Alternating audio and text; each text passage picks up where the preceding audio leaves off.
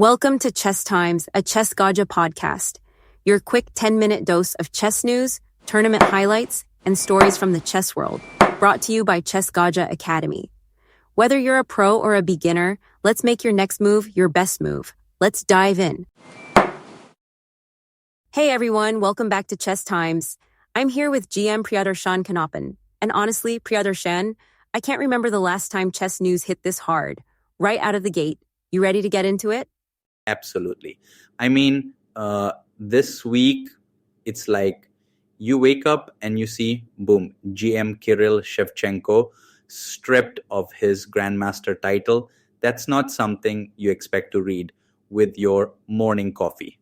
FIDE dropping a 3-year ban for cheating with a smartphone during the Spanish team championship in October, right? Yeah. This just set the bar for what zero tolerance means in chess now. No mincing words, your title's gone, your reputation's shaken, you're out of FIDE events basically until 2027. It's intense. Yeah, and I gotta say, as a coach, as someone who's played internationally, this really, it resonates. Fair play isn't just a rule, right? It's part of how we build trust in this community. We run fair play sessions at Chess Gaja with parents and kids. You see how much even one story like this puts everyone on edge, but it also sort of toughens everyone's resolve to stay clean. Totally. And you guys at the Academy were actually ahead of the curve there. I remember you talking in past episodes about your strict mobile phone policies during in-person tournaments. This case has got people debating online, should FIDE be taking away the actual title, not just the rating points or prize money? What do you think, GM? It's tough. Look, nobody wants their achievements erased, but if we don't act aggressively against cheating, what's the point of even awarding titles? This was a strong message, not only to Shevchenko or his team, but to anyone thinking about testing the rules. And cheating's not worth the risk. I hope and moving forward, it's more about positive stories than scandals. But we've seen in other sports, once trust is broken and it takes ages to rebuild. Amen to that. Let's just hope this forces productive conversations on fair play and less drama. But speaking of intense situations, it's not just off the board where sparks were flying this week. On the competitive side, I swear my heart still hasn't slowed down after the Sinquefield Cup finish. Wesley So takes it after that wild 3-player blitz playoff, a cool 367 millers, by the way, up against Pragnananda and Caruana. And what a way to do it. You catch that final classical game? Yeah, So's win over Abdusattorov. He used a really risky line, I think, from Gawain Jones's opening ideas, right? That was gutsy.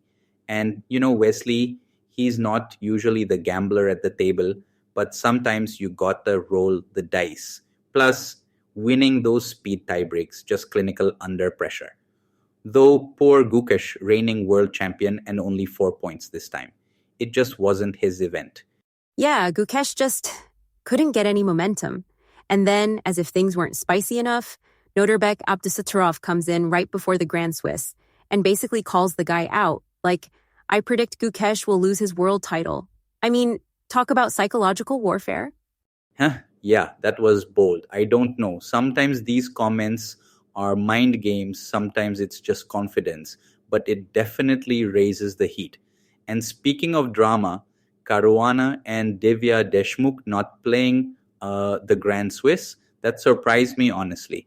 Candidates are already set for them, but their absence shakes things up for everyone else. It's a huge opportunity for the rest of the field. Yeah, there are always the stories about surprise breakthroughs when the usual heavy hitters are missing. I was watching some pre-tournament interviews and you can just feel the tension. Other players are like, this is my moment. Did any game or strategy stand out to you this week among the folks who aren't necessarily favorites? With Gukesh's form looking shaky and new faces getting a chance, anything can happen. I think the energy is different when suddenly the whole thing's wide open. people start taking more risks, pushing the envelope. You saw that with some of the younger players too, like firing off bold sacrifices. It's exciting but unpredictable. Makes for great chess news. Let's put it that way. For sure. And that unpredictability is kind of the perfect segue into our next chapter. Because if this week showed anything, it's that chess is in full youth movement mode. Okay, so speaking of youth, can we talk about 5-year-old Arini Lahoti for a sec? She just became the youngest female player ever to earn FIDE ratings in classical, rapid, and blitz. Like, she's 5. I was still getting grape juice on my chessboard at that age. Yeah, I saw that. It's incredible. To get a rating at that age in all formats, that's not just about talent, but also family and coaching support. I mean, making history before most kids are reading fluently. That's wild. It says a lot about the youth movement all over the world right now. We had Bodhana Sivanandan getting talked about a few episodes ago. Now it's Arini. India is really producing a new wave, but globally, it's the same. Totally. And not just in classical, Pranav Venkatesh is on fire. He just took down the superstar section of the Fujairah Global Chess 2025 right before heading to the Grand Swiss. That's gotta boost his confidence big time. He beat Shugarov and Tabatabai back-to-back, which, I mean, those names aren't easy outs. Right. Pranav's timing couldn't be better heading into a major event. We say momentum is key before big tournaments, and he's got it. And then, on the other end, speed chess is just exploding. The UK Blitz qualifiers are starting, the finals are in Leamington Spa, and everyone is hyped. Shreya's Royal is making news with some fantastic games in Hampton. He's leading the charge for UK chess, not just India diaspora, as we discussed before. He's really a symbol for the new generation here. Yeah, and you know what's funny? My first Blitz tourney, I think I lost like every game in under 3 minutes.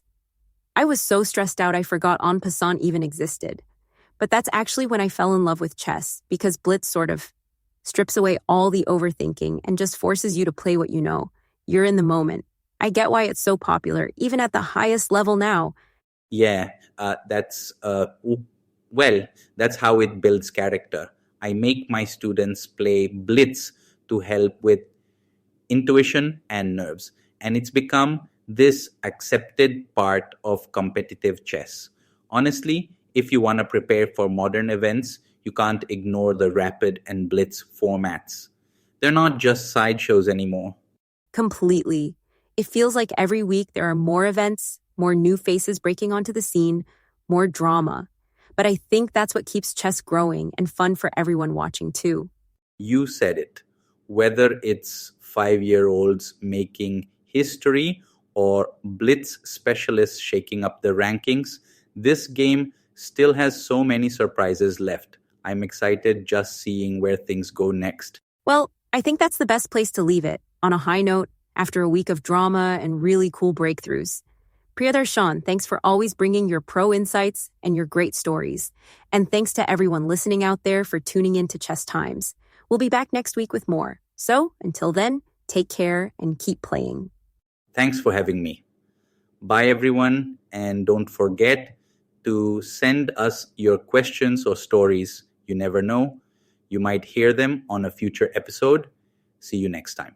Thanks for listening to Chess Times. If you enjoyed this episode, don't forget to subscribe and share it with fellow chess lovers. Until next time, keep playing and keep improving. See you soon.